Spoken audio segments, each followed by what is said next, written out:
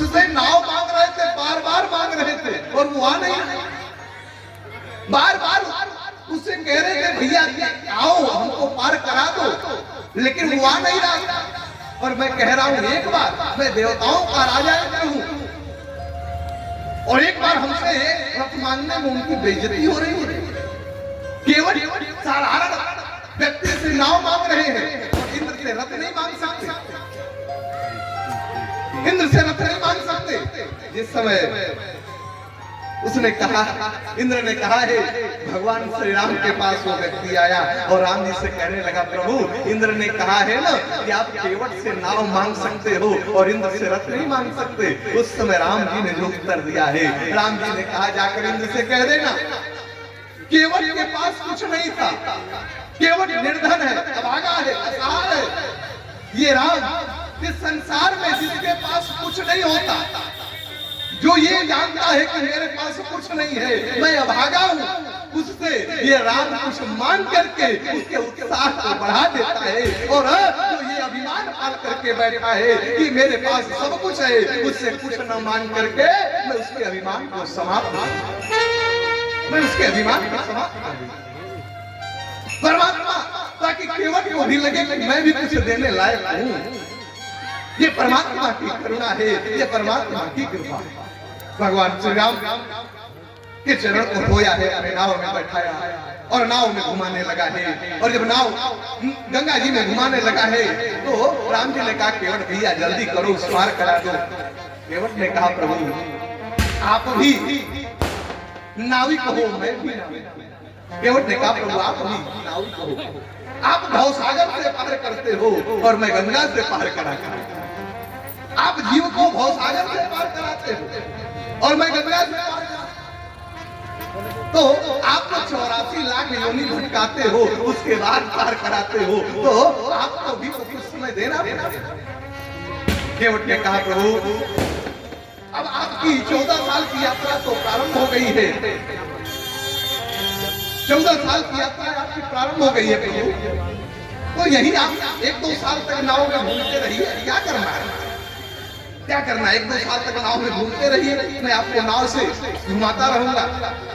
बड़ी दिव्य लीला भगवान की। और भक्त केवट जैसा भक्त, केवट का जो प्रेम है और केवट के इस प्रेम भरे बात को सुन करके भगवान श्री राम प्रसन्न हो जाते हैं कि सुन केवट के प्रेम और प्रेम लपेटे अटपटे और बिहसे करुणा और चितैयान की लखन।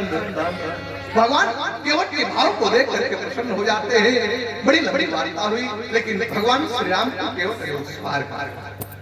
और जब भगवान श्री राम उस पार हुए ना तो केवट दौड़ करके गया है और जाकर के भगवान के चरणों में दंडवत प्रणाम करने लगा है कि केवट उतरी दंडवत कीना तो प्रभु सकुचिए कछु नहीं दीना। तो सिया पिया की जान निहारी और मणि मुदरी मन मत मुदित उतारी। भगवान संकोच में पड़े हैं और मैया जानकी ने अपने मुद्रिका को निकाल करके दिया। लेकिन केवट ने कहा प्रभु मैं उतना अभागा नहीं हूँ प्रभु, हे प्रभु आपके चरण को विदेहराज जनक ने धोया, आपके चरण को जनक ने धोया, तो उन्होंने अपने बिटिया का विवाह आपसे किया है और उस बिटिया आज उसके बाद मैं आपके चरण को धोया हूँ और उस बिटिया जो जनक जी ने दिया है वो मुद्रिका मैं लूं, ये मैं ऐसा नहीं कर सकता। केवट ने कहा प्रभु मैं ऐसा नहीं कर सकता। केवट ने कहा प्रभु यदि आप कुछ देना ही चाहते हो तो जब आप 14 साल पूरा करके आना और उसके बाद आप जो देंगे उसको मैं ले लूंगा। कि फिर बार मोहि जो देवा असो प्रसाद में सिर धर लेवा। भगवान से केवट ने कहा, भगवान की दिव्य लीला हुई, भगवान श्री राम प्रयाग पहुंचे हैं, वहां पर भरद्वाज जी से उनका दर्शन करते हैं, यमुना पार करते हैं, ग्रामवासियों से मिलते हुए भगवान श्री राम चित्रकूट पहुंचे। और जब भगवान श्री राम चित्रकूट पहुंचे हैं, सारे संत महात्मा भगवान श्री राम का दर्शन कर रहे हैं। इधर भैया भरत राम जी को मनाने के लिए जान कल आप लोगों के बीच में मैं निवेदन कर रहा था, भगवान श्री राम को मनाने के लिए भरत जी, गुरुदेव ने कहा है कि भरत अयोध्या की गद्दी पर बैठ जाओ। भरत जी ने कहा, प्रभु यदि अयोध्या के सिंहासन पर आप हमें जबरी बैठाओगे ना तो पृथ्वी रसातल में चली जाएगी। भरत जी ने कहा, मेरे जीवन का एक ही लक्ष्य है, मेरे जीवन का एक लक्ष्य क्या है कि ये है मन माही प्रात काल चली हूँ प्रभु पानी। भरत जी ने कहा, मेरे जीवन का एक ही लक्ष्य है। अब भगवान श्री राम को मनाने के लिए सारे लोग तैयार हुए हैं। भरत जी, सारे लोग अयोध्या वासी अब चलना चाहते हैं राम जी को मनाने के लिए, और भरत जी की अध्यक्षता में सारे लोग तैयार हुए। और जब तैयार हुए हैं भैया भरत अब चल देते हैं राम जी को मनाने के लिए। और जब भरत जी चलते हैं ना तो रास्ते में भरत जी को लक्ष्मण जी की याद आ गई कि आह धन्य लक्ष्मण बड़ भागी और राम पधारो बेंदु लागी। आज भरत जी ने कहा, लक्ष्मण तुम धन्य, लक्ष्मण तुम धन्य। अयोध्या वासियों ने पूछा कि भरत जी आप लक्ष्मण को धन्यवाद क्यों दे रहे हो?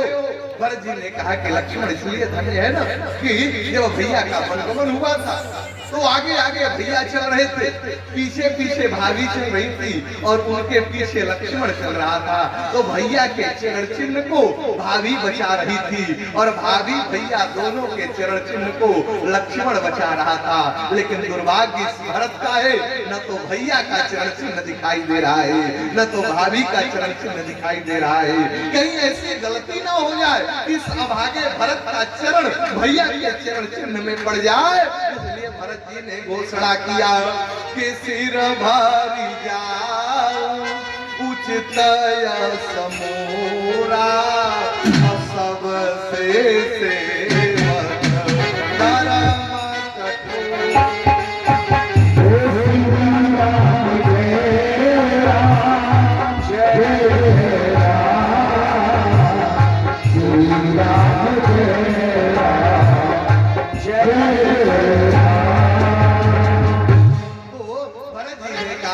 सिर भर जाऊं उचित समोरा और सबसे सेवक धर्म कठोरा। उस समय भरत जी ने कहा, मैं सिर से जाऊंगा।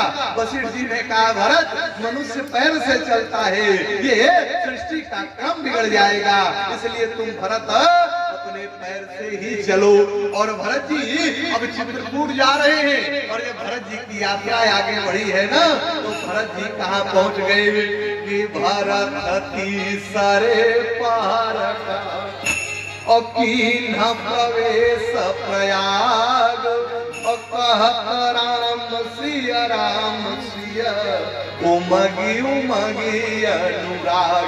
भरत जी की यात्रा बढ़ रही है और जब भरत जी की बढ़ी है ना, भरत जी ने जब दर्शन किया तो भरत जी ने क्या देखा, और जितने लोग प्रयाग गए होंगे देखते हैं, प्रयाग जो लोग गए हैं ना तो गंगा और यमुना का जो संगम है, तो गंगा जी का जो जल होता है वो सफेद होता है, श्वेत होता है, लेकिन यमुना जी का जो जल है वो श्यामल है, वो श्यामल है। भरत जी ने क्या देखा कि देखा श्यामल धवल लोरे अपुल का शरीर भरत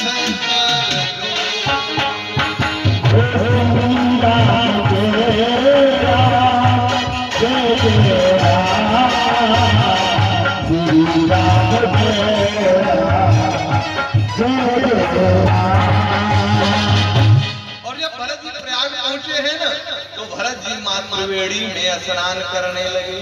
और जब भरत जी त्रिवेणी में स्नान करने लगे और भरत जी के आंखों से अश्रु गिरा है, और जब भरत जी के आंखों से मां त्रिवेणी के जल में भरत जी का गरम गरम आंसू जब गिरा, आंसू दोनों स्थितियों में आते हैं।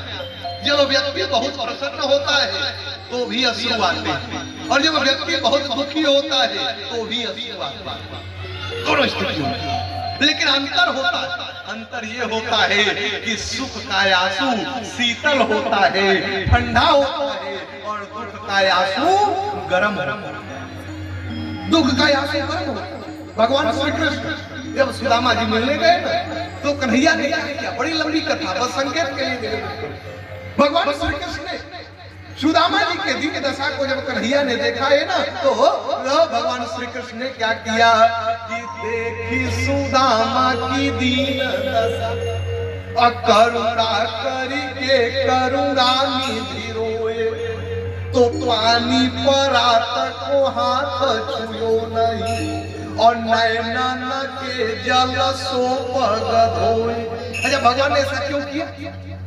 क्योंकि चल के आए, और जब व्यक्ति पैदल चलता है ना तो पैर सूज जाता है, और जब सूजता है तो गर्म पानी और नमक से सकैया किया, और भगवान श्री कृष्ण के अश्रु गरम गरम करे, क्योंकि सुदामा की दीनता को देख करके द्रवित हो गए। इसलिए भगवान श्री कृष्ण ने अपने गरम गरम अश्रुओं को गिरा करके सुदामा जी के चरणों की सकैया करना प्रारंभ किया। अच्छा, एक बात और नहीं, भगवान श्री राम को भी अश्रु आया। राम जी को कब अश्रु आया? जब मैया जानकी का हरण हो गया, रावण लेकर के जा रहा था, रावण अपने पुष्पक विमान में मैया जानकी को लेकर के जा रहा था, और जब सीता जी का हरण हो रहा था ना, तो सारे लोग देख रहे थे, ऊपर देवता भी देख रहे थे। देवता कह रहे थे ये तो नीचे वालों की बात, और नीचे वाले कह रहे थे ये तो ऊपर की बात है। ये ऊपर और नीचे में सीता का हरण, और जब सीता जी का हरण हो रहा था ना, जब कोई नहीं बोला ना, जब समाज के सारे लोग शून्य हो जाते हैं, जब सो जाते हैं, धर्म के साथ जब खड़े नहीं होते हैं ना, तो परमात्मा उसको पुरुषार्थ देता है जिसको समाज कुछ समझता है, जिसको समाज कुछ नहीं समझता।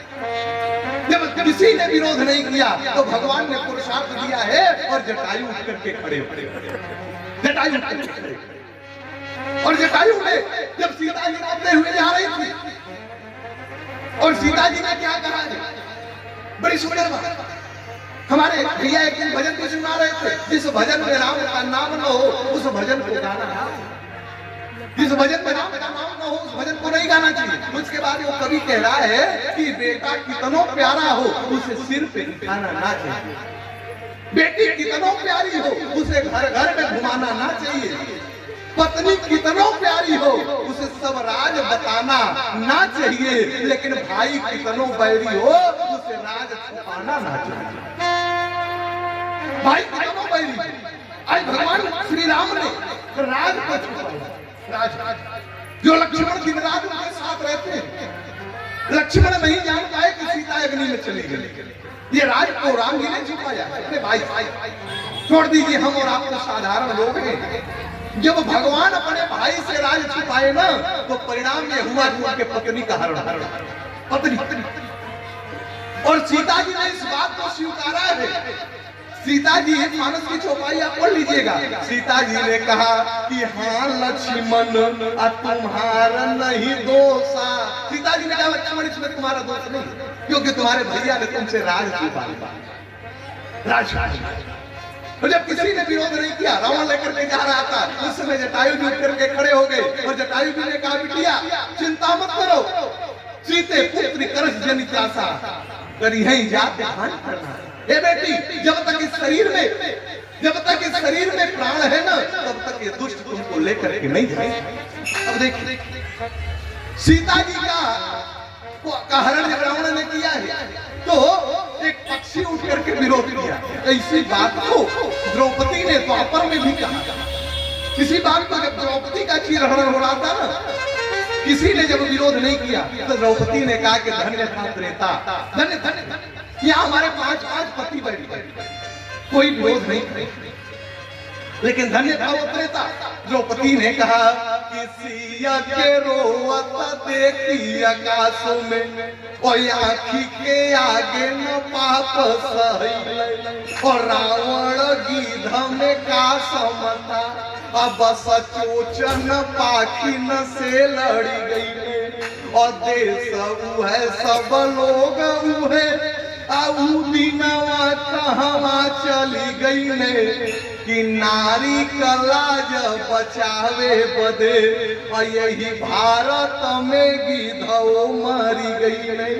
द्रौपदी ने कहा वो समय कहां चला गया जब एक नारी की मर्यादा को बचाने के लिए एक पक्षी उठ करके खड़ा हो गया, और इस सभा में हमारे 5 पति बैठ गए हैं, कोई विरोध नहीं।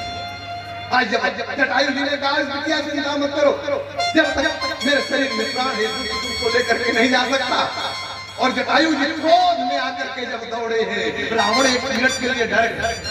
रावण को लगा ना कि लग रहा है कि मैनाक पर्वत, इतना ही नहीं, रावण को लगा कि हमको तो लग रहा है गरुड़ आ रहे हैं। रावण क्या विचार करने लगा कि मैनाक की खगपति होई। उसको लगा कि या तो गरुड़ जी है या तो मैनाक पर्वत। लेकिन जब जाना कि जटायु है ना, तो रावण ने सोचा कि ये हमारा क्या बिगाड़ सकता है, ये हमारा क्या बिगाड़ सकता है। जिस समय रावण ने सोचा है, और रावण से जटायु जी ने युद्ध किया, रावण से जटायु जी ने युद्ध किया। और जब युद्ध हुआ, इतना ही नहीं, आप मानो पढ़ेंगे ना, तो 1 मिनट के लिए जटायु जी ने रावण को मूर्छित कर दिया। रावण मूर्छित हुआ। तो लोग यहाँ प्रश्न करते हैं कि जब रावण मूर्छित हो गया था तो सीता जी को जटायु जी लेकर उड़ क्यों नहीं? जटायु जी ये सोचे कि इसके पास दिव्यास्त्र है, कहीं मैं सीता को बैठा के लेके चला ना तो इसकी मूर्छा समाप्त होगी, और ये चला देगा तो मेरे साथ सीता भी संकट में पड़ जाएगी।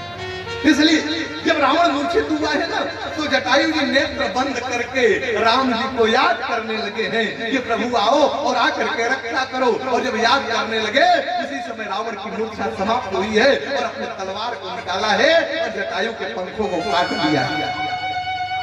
और जब पंख कटे हैं कि काट से पंख पराखग धरनी, तो सुमिरी राम के अद्भुत करनी। जब पंख जटायु पृथ्वी पर, और जब गिरे हैं इधर रावण लेकर के चला गया, और जब चला गया है ना, तो भगवान श्री राम लताओं वृक्षों से पूछते हुए राम पहुंचे हैं जटायु के पास। और जब राम जी ने जटायु को देखा, राम जी ने क्या देखा कि आगे परा और गिद्धपति देखा, असुमिरत राम चरण चिन्ह रेखा। उस समय जिस समय राम जी ने देखा जटायु को, राम जी दौड़ करके गए हैं, और दौड़ करके गए और उठा करके जटायु को अपने गोद में, और जब गोद में लिए ना, अब सीता की खोज राम जी भूल गए। जटायु के कष्ट को देख करके सीता जी का खोज करना राम जी भूल गए। कि अति घायल दो कटे पखना, रसना रटलाती रही, पतन पीरे अधीर पर बहू, और हरि नाम की सुधि समाती रही, अगति गिद्ध की देखी दया निधि को, अशुद्धि सीता के खोज की जाती रही। जटायु के कष्ट को देख करके राम जी भूल गए सीता जी को खोजना, और दौड़ करके गए और जाकर के जटायु को गोद में ले गए। जब गोद में लिए ना, राम जी ने पूछा जटायु, ये तुम्हारी दुर्दशा किसने किया है? उस समय जटायु ने कहा कि नाथ दशानन यह गति की, अते ही खल जनक सुता हरिली, सो दक्षिण दिशि गयम गोसाई, अयति बिलपत पुरुई की नाई। वो रोते हुए गई, रावण लेकर के चला गया, और हे प्रभु नाथ दशानन यह। राम जी ने कहा जटायु ये गति है, ये तो तुम्हारी दुर्गति है। उस समय जटायु ने कहा है प्रभु, यदि मेरा पंख न कटा होता ना, तो आपकी गोद नहीं मिली होती। आपकी गोद नहीं मिली होती तो ये रावण ने हमारी दुर्गति नहीं, हमारी तो गति की। जिस समय भगवान श्री राम से जटायु जी ने कहा है, अब जटायु के कष्ट को देख करके राम द्रवित वैसे ही द्रवित हुए जैसे भगवान श्री कृष्ण सुदामा की दशा को देख करके। लेकिन वहां पर भगवान श्री कृष्ण अपने आंखों के अश्रु को गिरा रहे और उसी अश्रु से सुदामा जी के चरण को धो रहे। राम जी को भी कष्ट है, राम जी के गोद में जटायु है और राम जी के भी आंखों में आंसू आ गया। कैसे आ गया कि जल भारी नयन कहतर गुराई और तात कर्म में निज गति पाई।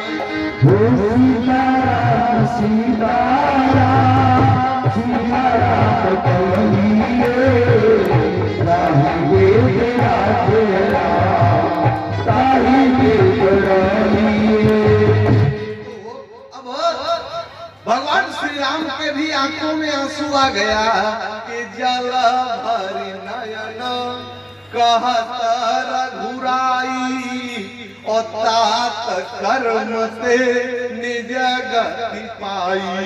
जिस समय राम जी के नेत्रों में आंसू आ गया और जब राम जी की आंखों में आंसू आया है, राम जी भी गिराना चाहते हैं। अब देखिए इस भाव को आप पकड़िएगा, बड़े प्रभुत्व श्रोता है। राम जी भी आंसू गिराना चाहते हैं लेकिन राम जी गिरा नहीं रहे, अपने आंखों में भरे हैं कि जल भरी।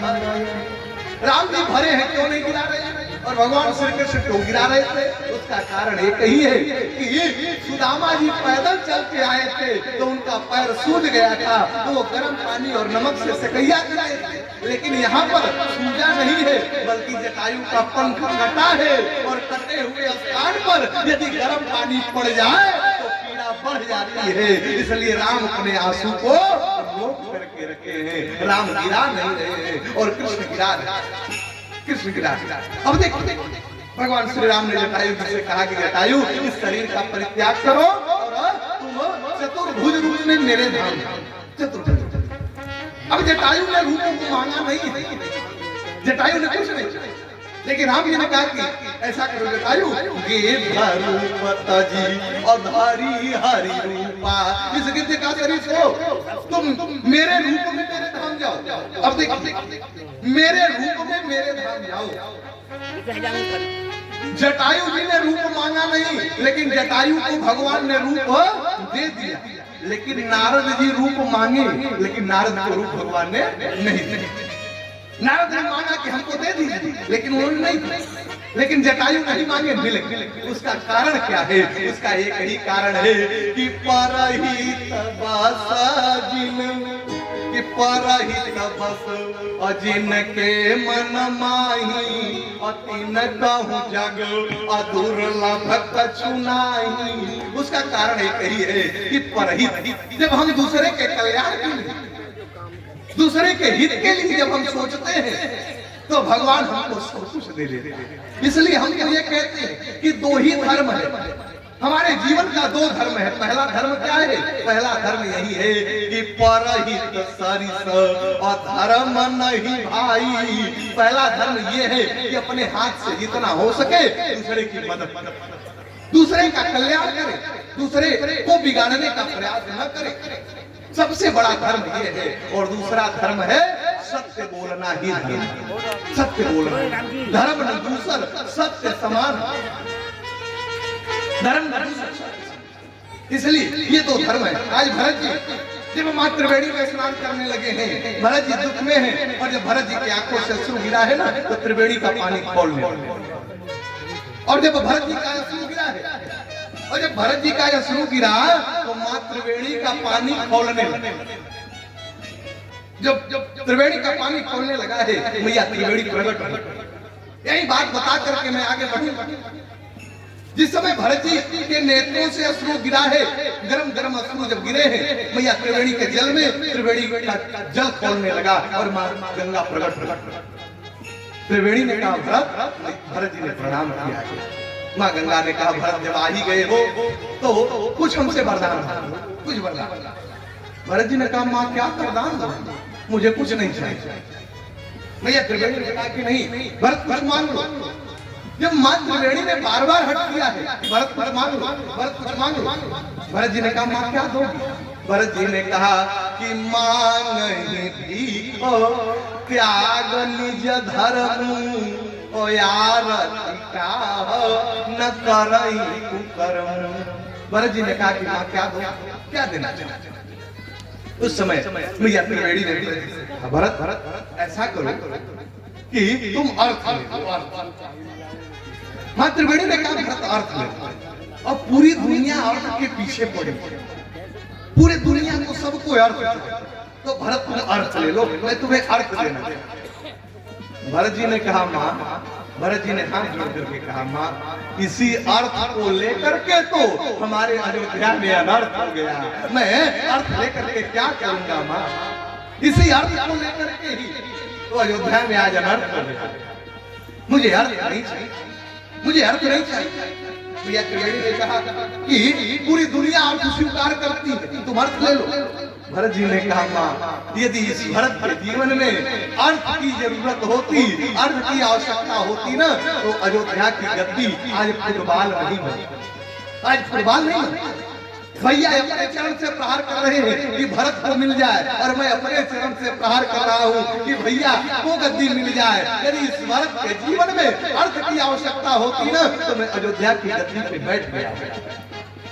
माँ मुझे अर्थ नहीं चाहिए। भरत जी ने कहा माँ मुझे अर्थ नहीं चाहिए।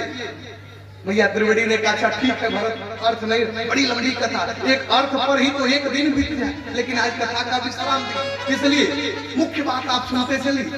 भरत जी ने कहा माँ मुझे अर्थ चाहिए। तब मैया ने कहा कि देखो भरत अब तुम्हें मैं दूसरा वस्तु दूसरी वस्तु मैं देने जा रही हूँ, और इसके लिए ना तुम्हारा पूरा खानदान मर मिटेगा, पूरा खानदान तुम्हारा अपने आप को बेच दिया इस चीज के लिए। भरत जी ने कहा माँ क्या देने जा रही है। मैया त्रिवेणी ने कहा यदि अर्थ नहीं लोगे ना तो धर्म, इस धर्म के लिए ही तुम्हारे परिवार के महाराज हरिश्चंद्र हुए हैं, धर्म का पालन करने के लिए ही अपने आप को उन्होंने बेच दिया। धर्म मैया त्रिवेणी से भरत जी से कहा कि भरत तुम अर्थ नहीं लोगे तो धर्म ले लो, और इस धर्म के लिए हरिश्चंद्र नरेशु अदसहे धर्म हित कोटि कलेशु। यदि आप धर्म ले लो। उस समय भरत जी ने कहा है माँ, भरत जी ने कहा माँ मुझे धर्म नहीं चाहिए। अब देख भरत जी ने मैया त्रिवेणी से कहा कि माँ मुझे धर्म नहीं चाहिए, धर्म नहीं चाहिए। उस समय मैया त्रिवेणी ने धिक्कारना प्रारंभ किया है। माँ त्रिवेणी ने कहा भरत तुम कैसे वंश में पैदा हुए और उस वंश में कलंक पैदा हुआ, पूरा खानदान तुम्हारा धर्म को स्वीकार करता आया है, और आज तुम कह रहे हो कि धर्म नहीं चाहिए, धर्म नहीं चाहिए। पूरे तुम्हारे खानदान में धर्म के लिए लोग मर मिट गए। भरत जी हाथ जोड़ करके कहे माँ मेरे परिवार में पहले धर्म था, लेकिन अब धर्म रह नहीं, अब रह नहीं। त्रिवेणी ने कहा कैसे। उस समय भरत जी ने कहा आप बताओ कि स्त्री का क्या धर्म होता है, माताओं का क्या धर्म है। माताओं का एक ही धर्म है कि एक ही धर्म और एक व्रत में माँ अकाए वचन मन पति पद प्रेम।